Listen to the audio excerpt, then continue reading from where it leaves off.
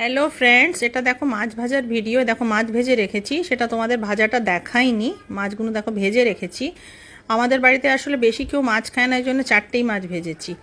এদিকে দেখো কালো জিরে আর কাঁচা লঙ্কার ফোড়ন দিয়ে আর সব রকমের সবজি মিলিয়ে, আলু হয়ে গেল, কফি, গাজর, টমেটো, বেগুন সব দিয়ে ভালো করে দেখো ফ্রাই করে নিচ্ছি, কষিয়ে নিচ্ছি।